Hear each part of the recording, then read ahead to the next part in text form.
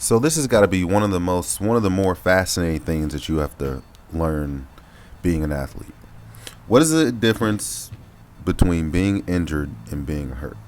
I woke up this morning and my back was hurting, right? My back was hurting. I almost was like, fuck it, I'm not about to go throw. I was like, fuck it, fuck it, fuck it. Which is why you see these late throws, which is part of the reason why you see. So let me tell you the story. So I kind of did some calculations here, and I had to realize, and when I went go back and like I keep good data, I keep track of what I'm doing. And so I went back and looked at it. I said, I did some RDLs yesterday. Oh, that would be the reason for the discomfort in the lower back. Not that I'm hurt. That would be the reason for the discomfort in the lower back, obviously, right? And I had to take this. I didn't realize this until after the fact.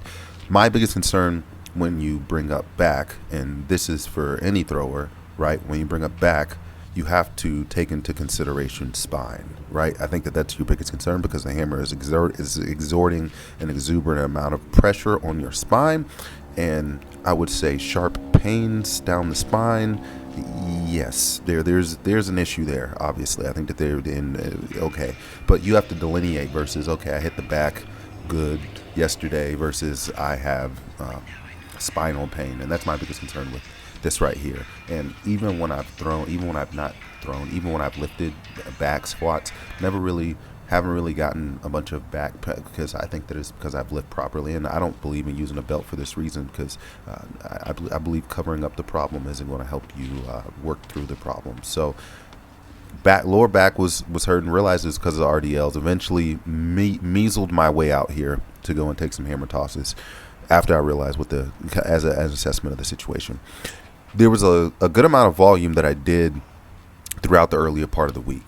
Now, with that being said, now that I'm realizing this, I think that a little bit of a mistake that I made today was not spending a little bit more time warming up and doing warm-ups, because I think that at the bottom half of the week like this, when you get to the end of the week and it's Friday or what have you, I think that, and especially because of the volume that I put in, I believe that it would have behooved me to spend some more time warming up and making sure that my muscles are working correctly and everything's working and bending versus through. And I feel like I did a pretty decent job in the earlier parts of the week warming up. But obviously, I think that as you get more fatigued and as you go, I think that less reps sometimes and then more warming up is a doctor's prescription for producing good, more consistent throws. Because if I'm being 100% honest with you, this was kind of a shit practice, and I wasn't trying to take a lot and I wasn't trying to do a lot, but kind of a shitty dickery. I don't know what the fuck was going on here.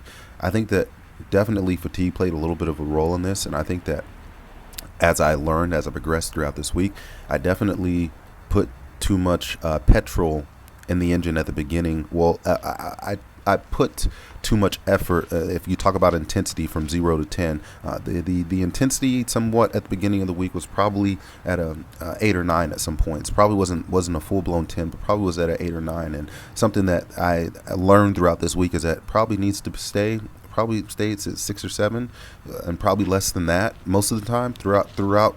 I would say 80% of the throws. Now, if you want to go after one here and there, yeah, cool, absolutely. But I had to figure that one out throughout the week, and I think that played a role on the fatigue going down the stretch here.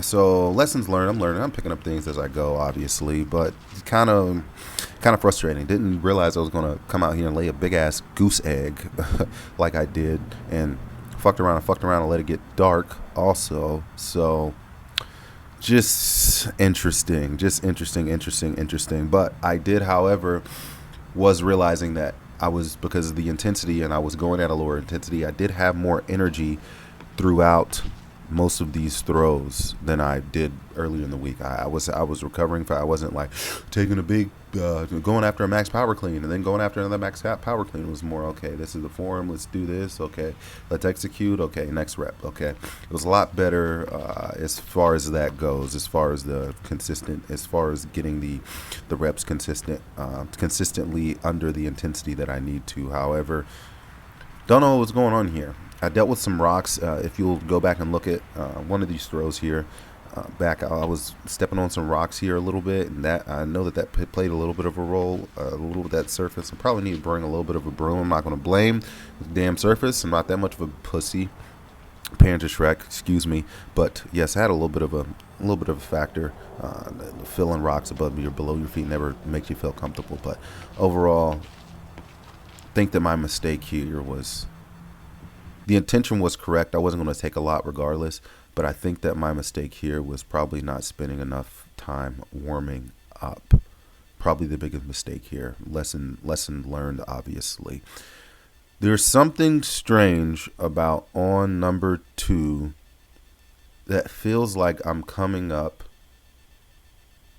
forward, and it has to do with the heel turn. And I think it's because I'm turning on the wrong point of my heel. It feels like I'm coming forward, and I'm instead of the linear progression that the ball is supposed to come up. And when I go back and look at these throws, on that 2, I'm coming up for some reason. I'm coming up higher than I need to, and it's sort of disrupting that 3 and 4 on that number 2. And I don't know. I have not gotten to the bottom of that, but I felt it today on multiple occasions. So I don't know what that is, but I was trying to think about staying on the ground as much as I could, but that wasn't necessarily solving any problems. So alas, got some decent reps in.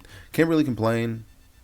Got a good amount of reps. I'm going to go back through and count the reps that I got throughout the week. So good practice. Decent practice. Kind of shitty. Yeah. So yeah, it could have been better. Decent, but yeah, got out here, took some reps. But I always feel like, as far as a warm up goes, I always feel like you always got to be ready to go. You always got to be tuner. You always got to be prime. You always got to be ready to go. And I kind of have that mindset in the back of my brain. But yes, I will say that there was, because the sun was going down, there was little to no warm up taken in on this Accord. So a little bit of tisk a task, but I liveth and I learneth. So that's just about all I got, guys. You should already know what the deal is. Run your toes, keep your mouth closed, lock your doors, and save your throws. And most importantly, let it find another damn to get out of here.